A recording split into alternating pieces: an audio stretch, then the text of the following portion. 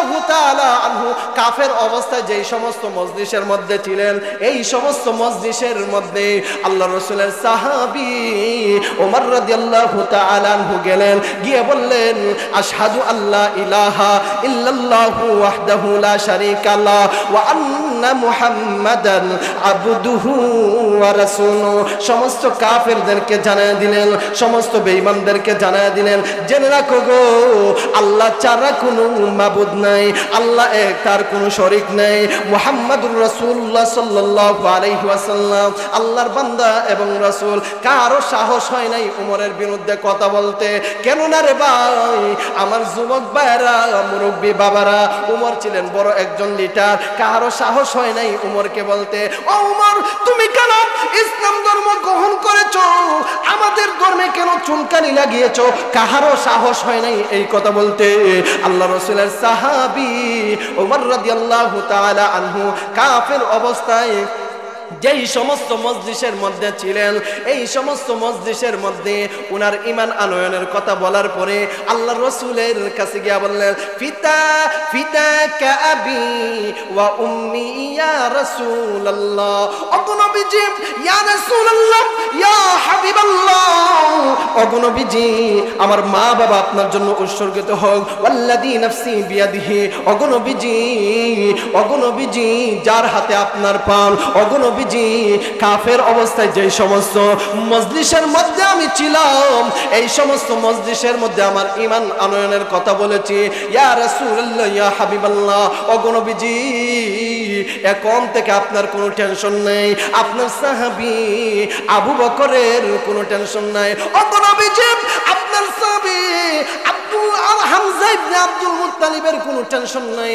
ওগো নবীজি আপনার সাহাবী আবু বকরের মা উম্মুল খায়রের কোনো টেনশন নাই, উম্মে জামিলের কোনো টেনশন নাই।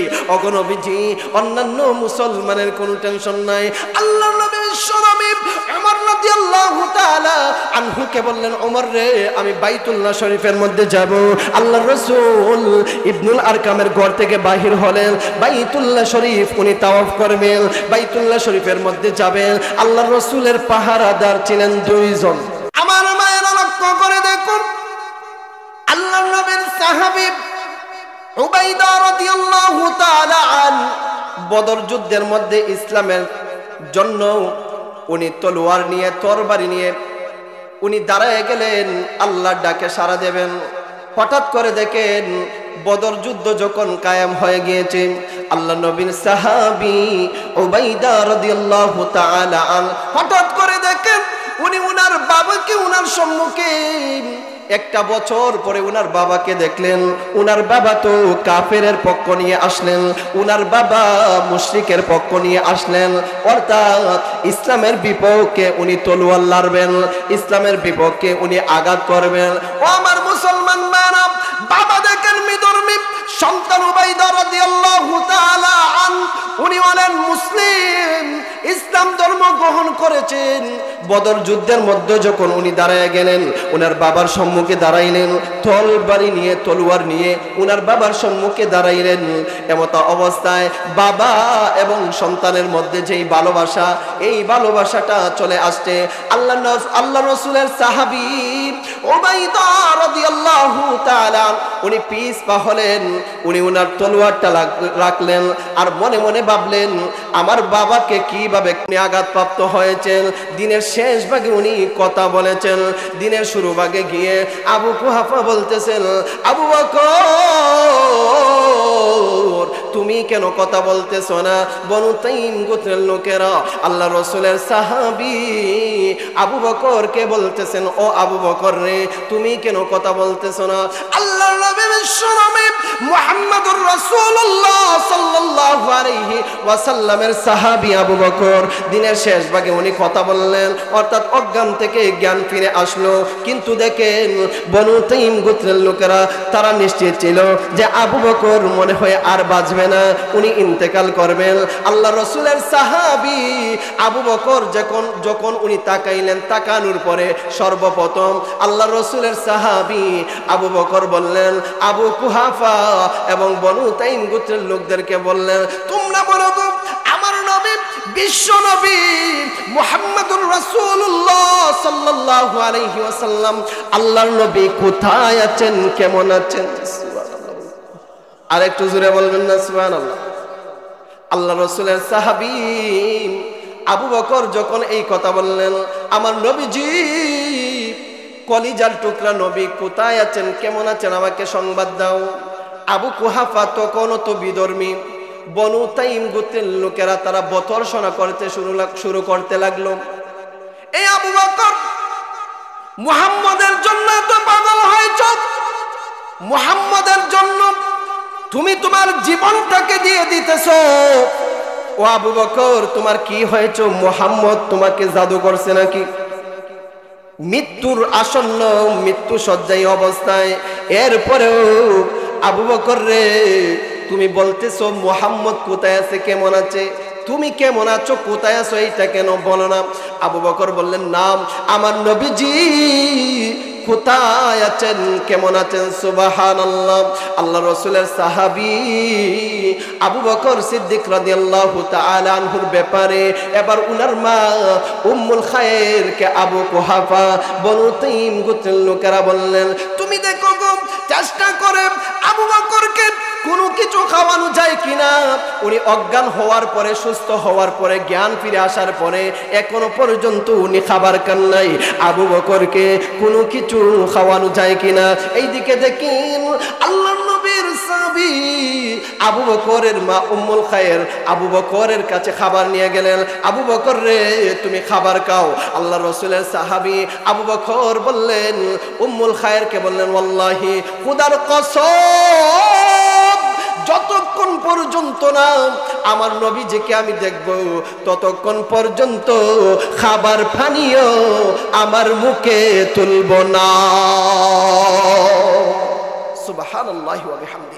আবু বকর বললেন, যতক্ষণ পর্যন্ত আমার নবীকে না দেখব ততক্ষণ পর্যন্ত খাবার পানীয় আমার মুখে তুলব না। এবার উম্মুল খায়ের বললেন, আবু বকর রে, মুহাম্মদ ইবনে আব্দুল্লাহ সম্পর্কে তো আমি জানি না, অর্থাৎ উনি কোথায় আছেন, কেমন আছেন, এইটা তো আমি বলতে পারবো না।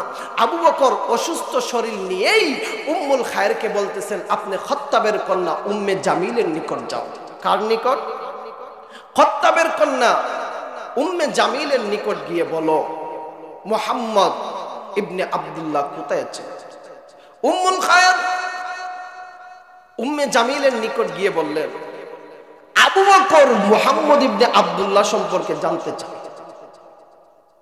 উম্মুল খায়ের আবু বকরের মা তখনও বিধর্মী। উম্মে জামিল বললেন, হেকমতান বললেন, আমি আবু বকরকেও চিনি না, মুহাম্মদ ইবনে আব্দুল্লাহকেও চিনি না, তবে যদি আপনি অনুমতি দেন আবু বকরের কাছে যেতে পারি। আমার ভাইরা মনোযোগ দিয়ে লক্ষ্য করে দেখুন, উম্মে জামিল আবার আল্লাহর নবীর সাহাবী আবু বকরের কাছে গেলেন। যাওয়ার পরে দেখলেন আল্লাহর রাসূলের সাহাবী আবু বকর মুমূর্ষ অবস্থা। উম্মে জামিল কান্না করতে শুরু করলেন, ও আবু বকর, আল্লাহ পাক রব্বুল আলামিন কাফেরদের থেকে, মুশরিকদের থেকে অবশ্যই অবশ্যই আল্লাহ প্রতিশোধ নেবেন। আবু বকর বলতেছেন, উম্মে জামিল গো, আমাকে সংবাদ দাও, আমার রাসূল, ইয়া রাসূলুল্লাহ, ইয়া হাবিবাল্লাহ, আল্লাহর হাবিব, খাতামুল আম্বিয়া, খাতামুল মুরসালিন, সাইয়্যিদুস সাকালাইন, শামসুল হিদায়া, রাহমাতুল লিল আলামিন, আল্লাহর রাসূল কোথায় আছেন, কেমন আছেন? উম্মে জামিল বললেন, ও আবু বকর, তোমার মা উম্মুল খায়ের তো আমাদের নিকটে আছেন। কেন উনি এই কথা বললেন? উম্মুল খায়ের তখনও পর্যন্ত ইসলাম ধর্ম গ্রহণ করেন নাই। উম্মে জামিল আবু বকরকে এই কথা নাই বুঝাইতে চেয়েছেন, ও আবু বকর, তোমার মার সম্মুখে যদি আল্লাহর রাসূল সম্পর্কে বলি তাহলে এমনও হতে পারে উনি মুশরিকদেরকে বলেও দিতে পারেন। আবু বকর বললেন, ও উম্মে জামিল, আমার মার ব্যাপারে কোনো টেনশন নাই, আপনি বলতে পারেন আল্লাহর রাসূল কোথায় আছেন, কেমন আছেন। এবার উম্মে জামিল আল্লাহর রাসূলের সাহাবী আবু বকরকে বললেন, ওরে আবু বকর, আল্লাহর রাসূল ইবনুল আরকামের ঘরে আছেন। আবুল আরকাম ছিলেন একজন কাফের, আবার অন্ধ কাফের ছিলেন। কট্টর একজন কাফের ছিলেন। তাকে দেখেন আমার যুবক ভাইরা, আমার মুরব্বী বাবারা, আবুল আরকামের ছেলে ছিল আবার মুসলমান। উম্মে জামিল বললেন, আবু বকর রে, আল্লাহ রাসূল ইবনুল আরকামের ঘরে আছেন। আবু বকর বললেন, ও উম্মুল খায়ের জেনে রাখো, ও উম্মে জামিল জেনে রাখো, ওয়াল্লাহি খুদার কসম, যতক্ষণ পর্যন্ত আমার নবীকে না দেখবো, যতক্ষণ পর্যন্ত আমার নবী বিশ্ব নবীর চেহারা না দেখবো, ততক্ষণ পর্যন্ত আমি কিঞ্চিত পরিমাণ বিন্দু মাত্র খাবার পানীয় মুখের মধ্যে তুলব না। আরেকটু জোরে বলবেন না সুবহানাল্লাহ। এবার তো উম্মে জামিল আর উম্মুল খায়ের বড় বিপদ। আরে আবু বকর যেই প্রতিজ্ঞা করছে, এখন তো বড় দেখা যায় বড় একটা সমস্যার মধ্যে। এবার উম্মুল খায়ের এবং উম্মে জামিল বললেন, আবু বকরকে কাঁধে বর করে আল্লাহর রাসূলের কাছে নিয়ে যাবেন। সন্ধ্যাবেলা যখন হলো, পথচারীদের আনাগুনা যখন কমলো, যেমন দেখবেন এখন বাজে রাত্রি 11:02, যেন মনে হয় শীতের দিন, তো রাত্রি গভীর হয়েছে, যেন মনে হয় গভীর রাত হয়ে গেছে, ফজরের সময় যেন হয়ে গেছে, মানুষের নাড়াচাড়া নাই, ঠিক কিনা? রাত্রি যখন হয়ে গেল, পথচারীদের আনাগুনা কমলো, উম্মে জামিল উম্মুল খায়ের কাঁধের মধ্যে বর করে, তাদের উভয় জনের কাঁধে বর করে আবু বকর আল্লাহর রাসূলকে দেখার জন্য অসুস্থ শরীর নিয়ে রওনা হয়ে গেলেন। সুবহানাল্লাহ। আরেকটু আওয়াজ দিয়ে বলবেন না সুবহানাল্লাহ? আরো জোরে বলেন সুবহানাল্লাহ। আল্লাহর রাসূলের সাহাবী আবু বকর এবার উম্মুল খায়ের এবং উম্মে জামিল উভয় জনের কাঁধের মধ্যে বর করে আল্লাহর রাসূলকে দেখার জন্য রওনা হয়ে গেলেন। রাস্তা দিয়ে যখন হাঁটলেন, আল্লাহর নবী বিশ্ব নবী মুহাম্মদুর রাসূলুল্লাহ সাল্লাল্লাহু আলাইহি ওয়াসাল্লাম যখন আবু বকরকে দেখলেন, আল্লাহর নবী আবু বকরের প্রতি ঝুঁকে পড়লেন। অন্যান্য মুসলমানগণ আবু বকরের প্রতি ঝুঁকে পড়লেন। আল্লাহর নবী বিশ্ব নবী আবু বকরের প্রতি ঝুঁকে পড়লেন। আবু বকরকে দেখার পরে আল্লাহর রাসূল চিৎকার করে কান্না করতে শুরু করলেন, ও আমার সাহাবী আবু বকর, তোমাকে না বলেছিলাম প্রকাশ্যে ইসলামের দাওয়াত দেওয়ার এখন বর্তমানে দরকার নাই, কারণ অনেক নির্যাতিত হতে হবে, তোমার চেহারা চেনা যাচ্ছে না, পাপিষ্ঠ উতবা ইবনে রবিয়া তোমার চোখের মধ্যে মুখের মধ্যে এত এত আঘাত করেছে।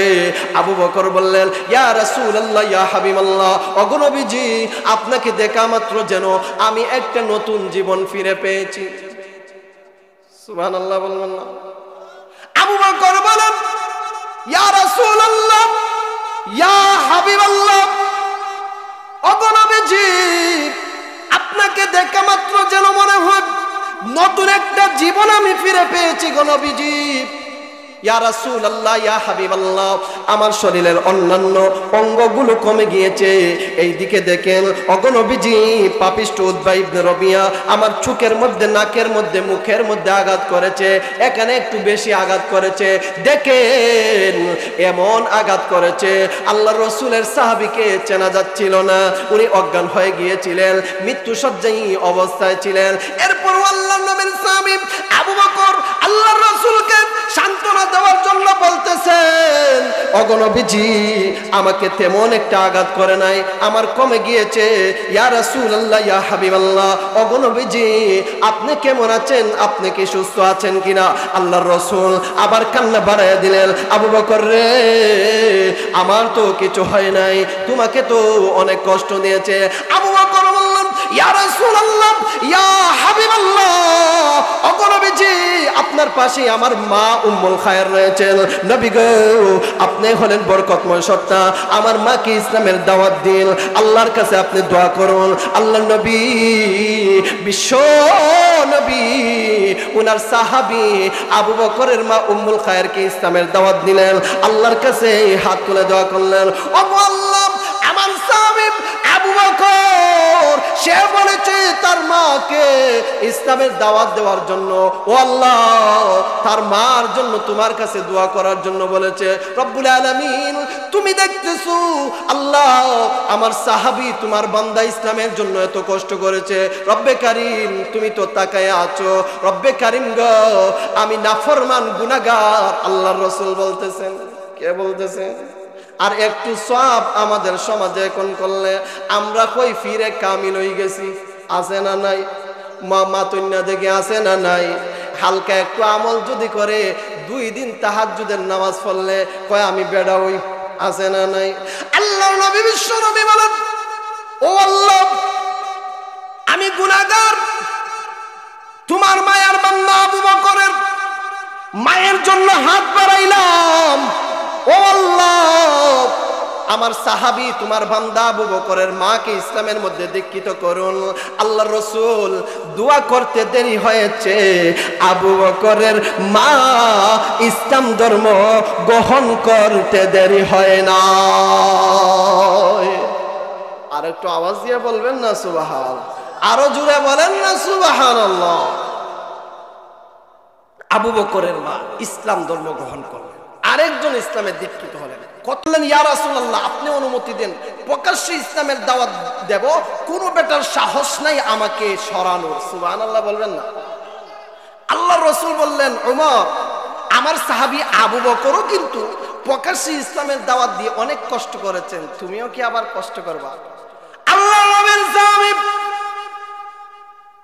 উমর বললেন, ইয়া রাসূলুল্লাহ, ইয়া হাবিবাল্লাহ, ওগো নবীজি, কাফের অবস্থায় যেই সমস্ত মজলিসের মধ্যে আমি ছিলাম, ইয়া রাসূলুল্লাহ, ইয়া হাবিবাল্লাহ, ওগো নবীজি, কাফের অবস্থায় যেই সমস্ত মজলিসে আমি ছিলাম, ওই সমস্ত মজলিসের মধ্যে গিয়া আমার ইসলাম আনয়নের কথা বলবো। সুবহানাল্লাহ। আল্লাহর নবীর সাহাবী উমর ইসলামের দাওয়াত দেওয়ার জন্য ঘর থেকে বাহির হইয়া বাইতুল্লাহ শরীফের মধ্যে গেলেন। বাইতুল্লাহ শরীফ তাওয়াফ করলেন। এইদিকে কুরাইশদের দল, মুশরিকের দল অপেক্ষা করেছে। দেখেন আল্লাহর নবীর সাহাবী ওমর রাদিয়াল্লাহু তাআলা আনহু আবু জাহেলরে পাইছেন। কারে পাইছেন? আবু জাহেলরে পাইছেন। আবু জাহেল বলে, ও ওমর, শুনেছি নাকি তুমি পিতৃ ধর্ম ত্যাগ করেছো, মুহাম্মদের ধর্ম নাকি তুমি গ্রহণ করেছো, মুহাম্মদ কি তোমাকে জাদু করেছে? ওমর রাদিয়াল্লাহু তাআলা আনহু আবু জাহেলের প্রশ্নের জবাবে আল্লাহর নবীর সাহাবী ওমর রাদিয়াল্লাহু তাআলা আনহু বললেন, আমরা সবাই আমার সঙ্গে বলবেন 2 বার আওয়াজ দিয়ে, আশহাদু আল্লাহ ইলাহা ইল্লাল্লাহু ওয়াহদাহু লা শারীকা লা ওয়া আন্না মুহাম্মাদান আবদুহু ওয়া রাসূলুহু। আবার আওয়াজ দিয়ে সবাই বলে, আশহাদু আল্লাহ ইলাহা ইল্লাল্লাহু ওয়াহদাহু লা শারীকা লা ওয়া আন্না মুহাম্মাদান আবদুহু ওয়া রাসূলুহু। আল্লাহ বিন সাবিব ওমর রাদিয়াল্লাহু তাআলা আনহু এবার আবু জাহেলকে বললেন, ও আবু জাহেল রে, শুনে রাখ, আশহাদু আল্লাহ ইলাহা, আল্লাহ ছাড়া কোনো মাবুদ নাই, এই সাক্ষ্যটা আমি দিতেছি। ওয়াহদাহু লা শারীকা লা, আল্লাহ একক, তার কোনো শরীক নেই। ওয়া আন্না মুহাম্মাদান আবদুহু ওয়া রাসূলুহু, মুহাম্মাদুর রাসূলুল্লাহ সাল্লাল্লাহু আলাইহি ওয়াসাল্লাম আল্লাহর বান্দা এবং রাসূল। আল্লাহর নবীর সাহাবী ওমর রাদিয়াল্লাহু তাআলা আনহু এই কথা বলার পরে এইদিকে দেখা যায় মুশরিকরা আল্লাহর নবীর সাহাবী ওমরের উপরও ঝাঁপিয়ে পড়েছে। পাপিষ্ঠ উতবা ইবনে রবিয়ার কথা তো বলেছিলাম, রাসূলের সাহাবী আবু বকরকে যে কষ্ট দিয়েছিল, এই পাপিষ্ঠ উতবা ইবনে রবিয়াও আল্লাহর রাসূলের সাহাবী ওমরের উপর ঝাঁপিয়ে পড়েছে। আল্লাহর নবীর সাহাবী ওমর রাদিয়াল্লাহু তাআলা আনহু উনি পাল্টা জাপ দিয়ে পড়ে গেছেন। পাপিষ্ঠ উতবা ইবনে রবিয়াকে পায়ের হাঁটু দিয়ে চেপে ধরে এত কষ্ট দিয়েছেন। আল্লাহর রাসূলের সাহাবী ওমর রাদিয়াল্লাহু তাআলা আনহু উতবা ইবনে রবিয়ার, পাপিষ্ঠ উতবা ইবনে রবিয়ার চোখ দিয়ে আঙ্গুল ঢুকে দিয়েছেন, চক্ষুগুলো বাহির হয়ে গিয়েছে। অন্য অন্য বাতিলরা দেখে পলায়ন করেছে। এরপরে দেখেন আল্লাহর নবীর সাহাবী সাহাবী ওমর রাদিয়াল্লাহু তাআলা আনহু কাফের অবস্থায় যেই সমস্ত মজলিসের মধ্যে ছিলেন, এই সমস্ত মজলিসের মধ্যে আল্লাহর রাসূলের সাহাবী ওমর রাদিয়াল্লাহু তাআলা আনহু গেলেন, গিয়ে বললেন আশহাদু আল্লা ইলাহা ইল্লাল্লাহু ওয়াহদাহু লা শারীকা লাহু ওয়া আন্না মুহাম্মাদান আবদুহু ওয়া রাসূলুহু। সমস্ত কাফেরদেরকে জানায় দিলেন, সমস্ত বেঈমানদেরকে জানায় দিলেন, জেনে রাখো গো আল্লাহ ছাড়া কোনো মাবুদ নাই, আল্লাহ এক, তার কোনো শরীক নাই, মুহাম্মাদুর রাসূলুল্লাহ সাল্লাল্লাহু আলাইহি ওয়াসাল্লাম আল্লাহর বান্দা এবং রাসূল। কারো সাহস হয় নাই উমরের বিরুদ্ধে কথা বলতে। কেন না রে ভাই, আমার যুবক ভাইরা, মুরব্বী বাবারা, উমর ছিলেন বড় একজন লিডার। কারো সাহস হয় নাই উমরকে বলতে, ও উমর তুমি কেন ইসলাম ধর্ম গ্রহণ করেছো, আমাদের ধর্মে কেন চুনকানি লাগিয়েছো? কারো সাহস হয় নাই এই কথা বলতে। আল্লাহ রাসূলের সাহাবী ওমর রাদিয়াল্লাহু তাআলা আনহু কাফের অবস্থায় যেই সমস্ত মজলিসের মধ্যে ছিলেন, এই সমস্ত মজলিসের মধ্যে উনার ঈমান আনয়নের কথা বলার পরে আল্লাহ রাসূলের কাছে গিয়া বললেন ফিদাকা আবি ওয়া উম্মি ইয়া রাসূলুল্লাহ। ওগো নবীজি, ইয়া রাসূলুল্লাহ, ইয়া হাবিবাল্লাহ, ওগো নবীজি আমার মা বাবা আপনার জন্য উৎসর্গিত হোক। ওয়াল্লাযী নাফসি বিয়াদিহি, ওগো নবীজি, ওগো নবীজি যার হাতে আপনার প্রাণ, ওগো নবীজি কাফের অবস্থায় যে সমস্ত মজলিসের মধ্যে আমি ছিলাম, এই সমস্ত মজলিসের মধ্যে আমার ঈমান আনয়নের কথা বলেছি। ইয়া রাসূলুল্লাহ, ইয়া হাবিবাল্লাহ, ওগো নবীজি এখন থেকে আপনার কোনো টেনশন নেই, আপনার সাহাবী আবু বকরের কোনো টেনশন নাই। ওগো নবীজি আপনার সাহাবী হামজা ইবনে আব্দুল মুত্তালিবের কোনো টেনশন নাই। ওগো নবীজি আপনার সাহাবী আবু বকরের মা উম্মুল খায়রের কোনো টেনশন নাই, উম্মে জামিলের কোনো টেনশন নাই। ওগো নবীজি অন্যান্য মুসলমানের কোনো টেনশন নাই। আল্লাহর নবী বিশ্বনবী ওমর রাদিয়াল্লাহু তাআলা আনহুকে বললেন, ওমর রে আমি বাইতুল্লাহ শরীফের মধ্যে যাব। আল্লাহর রাসূল ইবনুল আরকামের ঘর থেকে বাহির হলেন, বাইতুল্লাহ শরীফ উনি তাওয়াফ করবেন, বাইতুল্লাহ শরীফের মধ্যে যাবেন। আল্লাহর রাসূলের পাহারাদার ছিলেন দুইজন। কয়জন কথা বলেন? আল্লাহর রাসূলের পাহারাদার ছিলেন দুইজন। কয়জন? আল্লাহর নবী বিশ্বনবী মুহাম্মদুর রাসূলুল্লাহ সাল্লাল্লাহু আলাইহি ওয়াসাল্লাম আল্লাহর রাসূলের পাহারাদার ছিলেন দুইজন।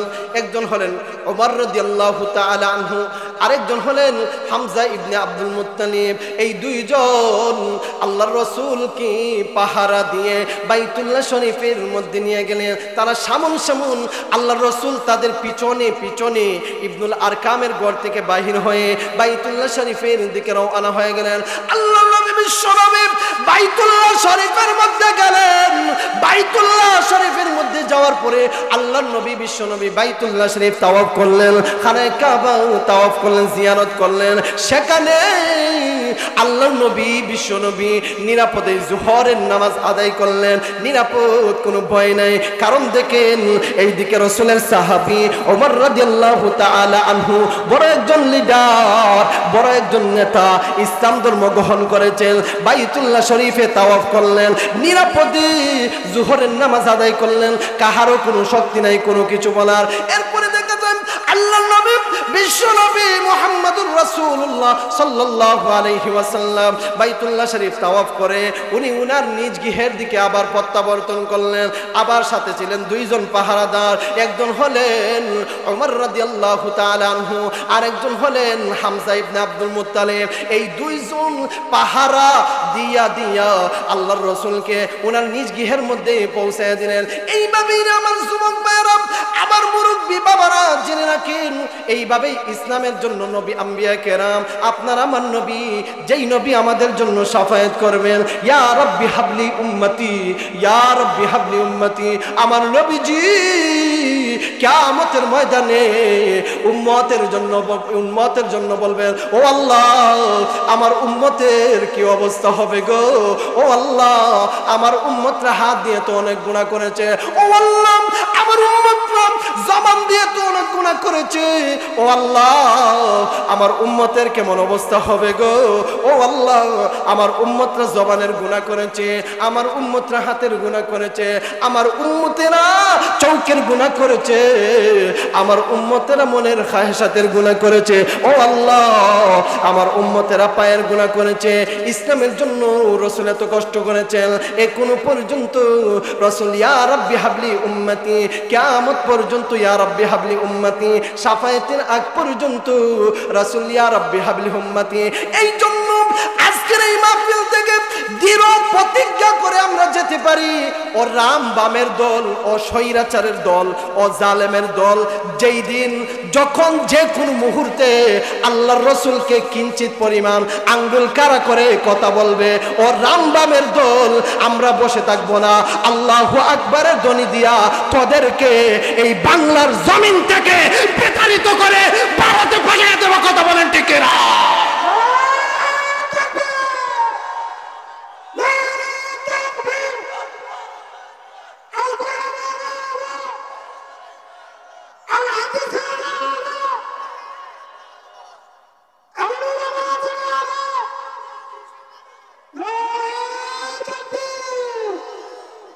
এই জন্য আমার যুবক ভাইরা, আল্লাহর রাসূল এবং রাসূলের সাহাবায়ে কেরাম রাদিয়াল্লাহু তাআলা আনহুম আজমাইন ইসলামের জন্য দেখেছেন কত কষ্ট করেছেন, ইসলামের জন্য তারা কষ্ট করেছেন। আর আমার রাসূলকে নিয়ে কথা বলবে, আমার রাসূলের ইজ্জতে আঘাত করবে, আমার রাসূলের চরিত্রে আঘাত করবে, রাসূলের সৈনিক, রাসূলের উম্মত কখনো এটা মেনে নিতে পারে না। কথা বলেন ঠিক না?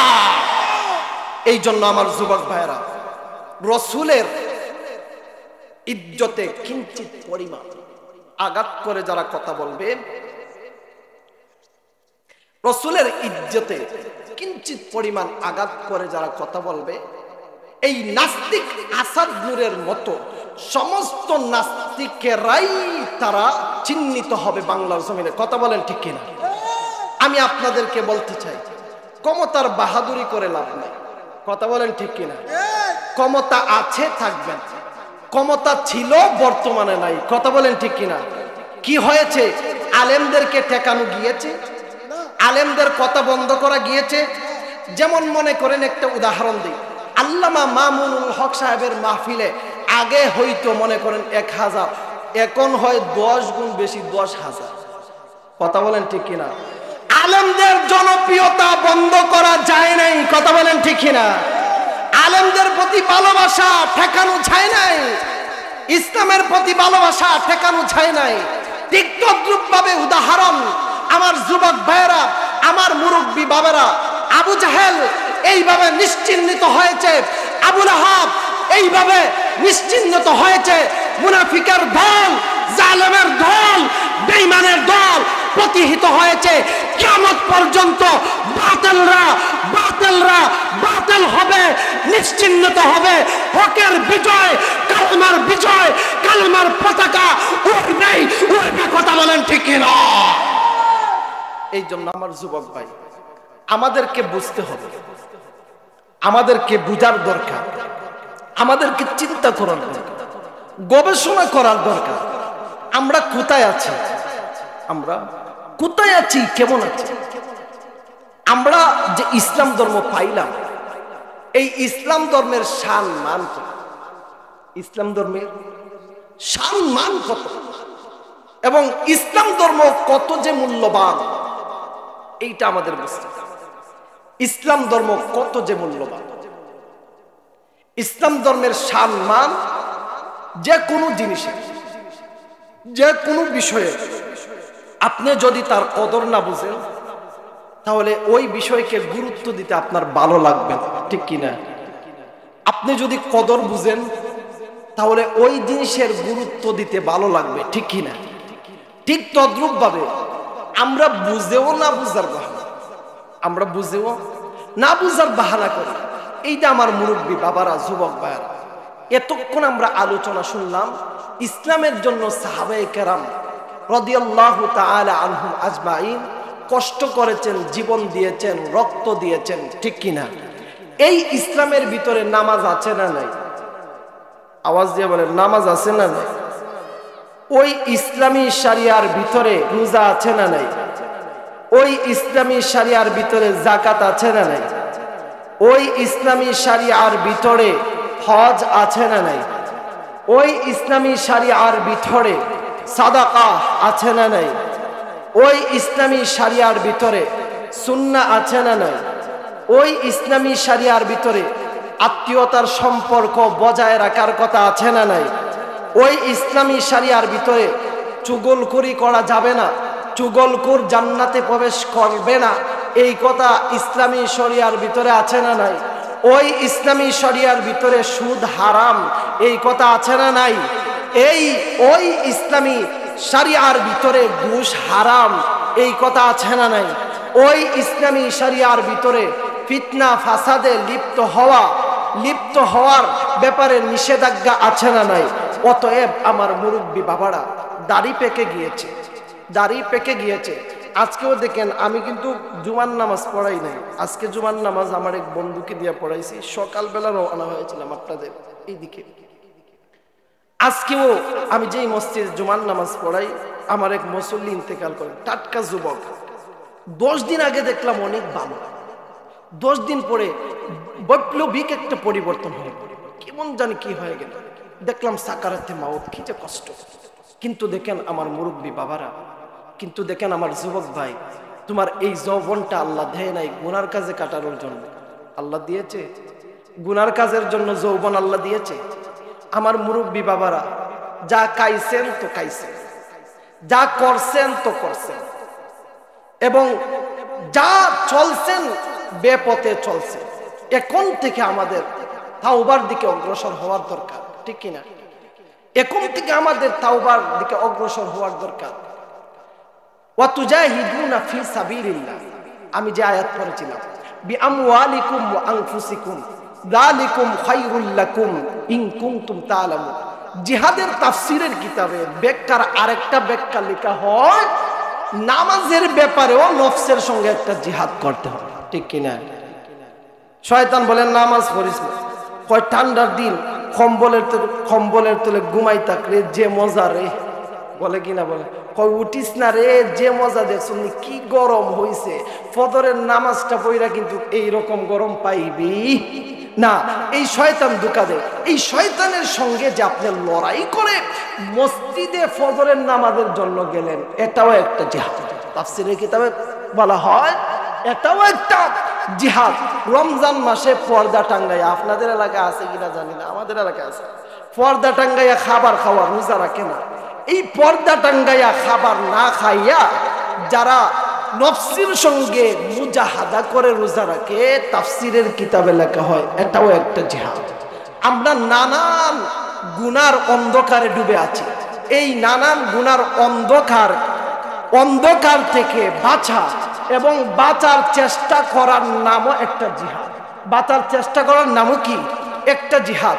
অতএব আমার মুরব্বী বাবারা, প্রধান অতিথি সাহেব হুজুর চলে আসছেন, আমার মুরব্বী বাবারা, আমার যুবক ভাইরা, আমরা গুনাহ থেকে বাঁচি, আমরা নামাজের দিকে অগ্রসর হই, আমরা রোজার দিকে অগ্রসর হই।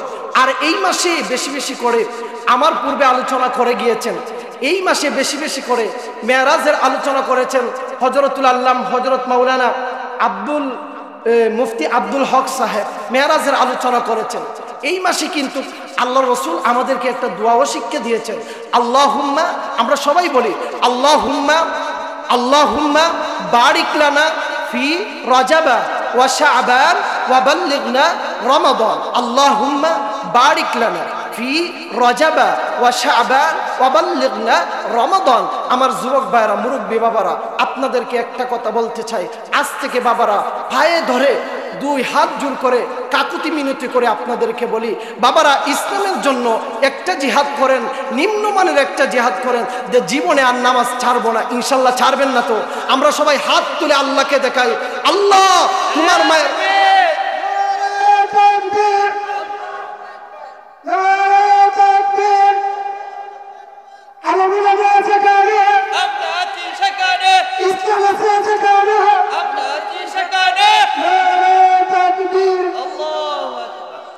তো বাবারা ভাইয়েরা, আমরা নামাজ ছাড়বো না। ও আল্লাহ, তোমার মায়ার বান্দারা হাত তুলে তোমাকে দেখিয়েছে, জীবনে আর নামাজ ছাড়বে না, তাওবার দিকে অগ্রসর হবে, রোজা ছাড়বে না, হজ যাদের সামর্থ্য হজ ছাড়বে না, জাকাত যাদের সামর্থ্য আছে জাকাত দেওয়া ছাড়বে না।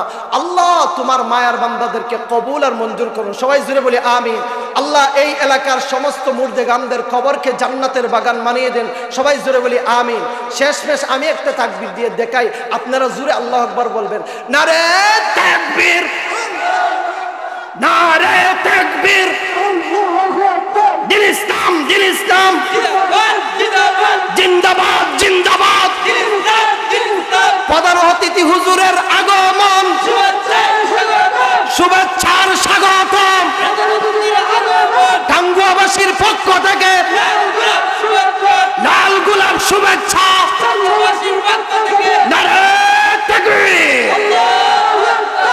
হুজুরকেও কষ্ট দিচ্ছি, আপনাদেরকেও কষ্ট দিচ্ছি, আপনারা সবাই আমার জন্য দোয়া করবেন, আমিও আপনাদের জন্য ইনশাআল্লাহ দোয়া করব। আর সফর হবে তো লং জার্নি হবে, সিলেট যাব, আমার সফর যেন ভালো হয়, কল্যাণকর হয়, সবাই দোয়া করবেন। নাসরুম মিনাল্লাহি।